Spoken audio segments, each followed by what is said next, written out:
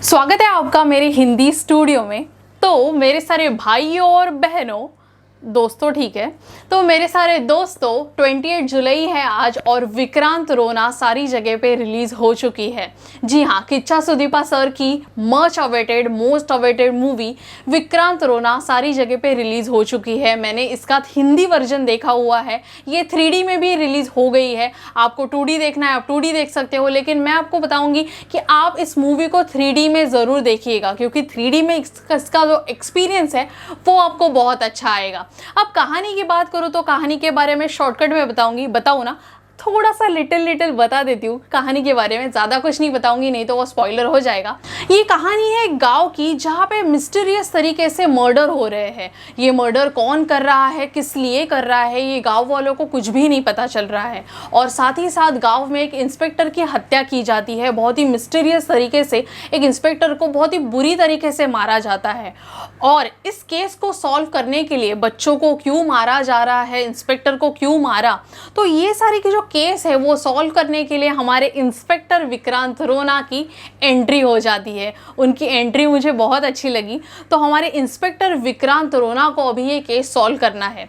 गांव वालों का ऐसा मानना है कि गांव में कोई ब्रह्म राक्षस है जो ये सारी चीज़ें कर रहा है और ये जो लोगों को मार रहा है। तो क्या सच में ये ब्रह्म राक्षस कर रहा है या ब्रह्म राक्षस के नाम पे कोई हत्याएं किए जा रहा है, तो उसके लिए तो आपको मूवी देखना पड़ेगा।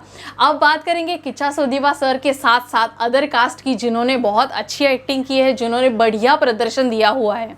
तो Kichcha Sudipa sir well performance, उन्होंने बहुत ज़्यादा अच्छी एक्टिंग की है और यहाँ पे उनका लुक जो है वो भी काफ़ी इंटरेस्टिंग है, मुझे बहुत अच्छा लगा। और साथ ही साथ निरूप भंडारी, नीता अशोक, उनको भी बेस्ट सपोर्टिंग एक्टर मैं कह सकती हूँ, उन्होंने भी बहुत अच्छा काम किया हुआ है। और ख़ास करके हमारी जैकलीन मैडम, जी हाँ, जैकलीन मैडम का यहाँ पे एक छोटा सा कैमियो है, ऐसा बोल सकते हैं। जैकलीन मैडम को तो ज़्यादा हमारे डायलॉग्स वगैरह दिए नहीं गए हैं, कुछ गिने चुने 2-3 लाइन्स के उनको डायलॉग दिए गए हैं, लेकिन येस, उन्होंने रा रा रकम्मा गाना बहुत अच्छे से किया हुआ है। वो डांस परफॉर्मेंस उनका मुझे बहुत अच्छा लगा।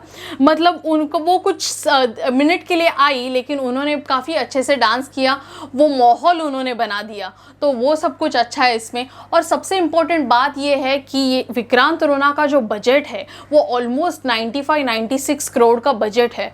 और उसमें आप अगर देखोगे मूवी, तो मूवी का प्रोडक्शन वैल्यू, मूवी का जो सेट डिज़ाइन किया हुआ है, सिनेमाटोग्राफी, एवरीथिंग इज़ गुड, मुझे बहुत ज़्यादा अच्छा लगा। और साथ ही साथ अजनीश लोकनाथ का BGM, जी हाँ, BGM बहुत ही ज़्यादा बढ़िया है, बवाल BGM है, टॉप नॉच BGM है, ऐसा आप कह सकते हो।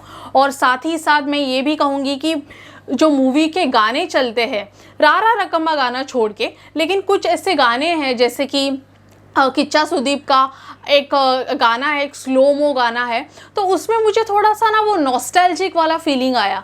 मतलब मुझे ऐसे लगा कि मैं कोई रोज़ा, या फिर वो गाना है ना, चंदा रे कभी तो ज़मीं पर आ, तो वो वाला मुझे थोड़ा नॉस्टैल्जिक फीलिंग आया। तो वो टाइप की म्यूज़िक है और वो टाइप के ही गाने हैं जो पुराने साउथ इंडियन फिल्मों में हुआ करते थे, लेकिन मुझे वो बहुत अच्छे लगे। मतलब गुनगुनाने का दिल कर रहा था, ऐसे वाले गाने हैं। स्टोरी लाइन बहुत ज़्यादा अच्छी है। अभी फर्स्ट हाफ के बारे में अगर बात करूँ तो फर्स्ट हाफ में एक साथ कई सारी स्टोरीज चलती है।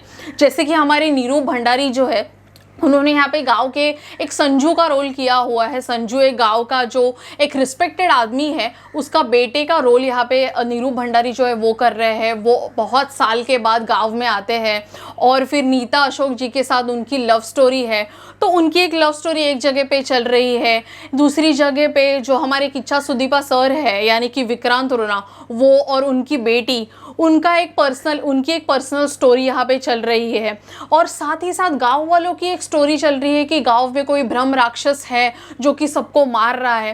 तो फर्स्ट हाफ जो है वो थोड़ा आपको कंफ्यूज कर सकता है कि एग्जैक्टली आपको समझ में नहीं आएगा कि एक्चुअली क्या चल रहा है, स्टोरी कहाँ से कहाँ कनेक्ट हो रही है।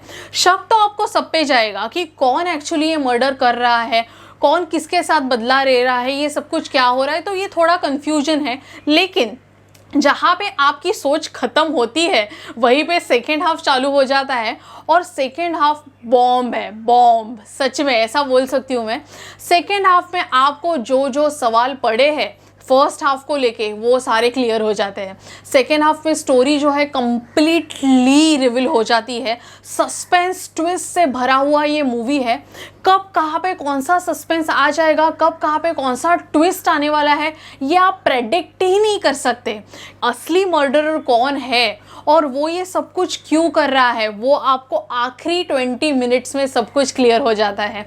आखिरी 20 मिनट्स इस मूवी के बहुत ज़्यादा इम्पॉर्टेंट 20 मिनट्स है, क्योंकि इसका क्लाइमैक्स जो है वो आपने एक्सपेक्ट नहीं किया होगा, ऐसा क्लाइमैक्स यहाँ पे बनाया गया है। सच में काबिले तारीफ़ क्लाइमैक्स है।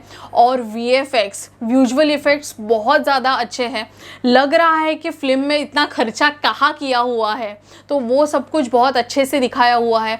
और 3D में अगर आप ये मूवी देखोगे तो सच में आपको मैं कुछ सीन बताना चाहूँगी, जैसे कि विक्रांत रोना की जहाँ पे एंट्री होती है, वो बोट वाला जो सीन है अंधेरे में शूट किया गया है वो सीन, तो परफेक्ट लाइट, जहाँ पे लाइट होनी चाहिए वहाँ पे लाइट है, जहाँ पे अंधेरा दिखाना है, तो ये सब कुछ जो है बहुत अच्छे से दिखाया हुआ है, तो वो हमें 3D में देखने में मज़ा आता है। साथ ही साथ एक सीन बताना चाहूँगी जहाँ पे विक्रांत रोना पे अटैक होता है, जो जंगल है वहाँ पे विक्रांत रोना पे अटैक होता है और कहीं से भी भाले चलते हैं, चाकू चलते हैं, तो वो हमें 3D में देखने के लिए बहुत ज़्यादा मज़ा आता है।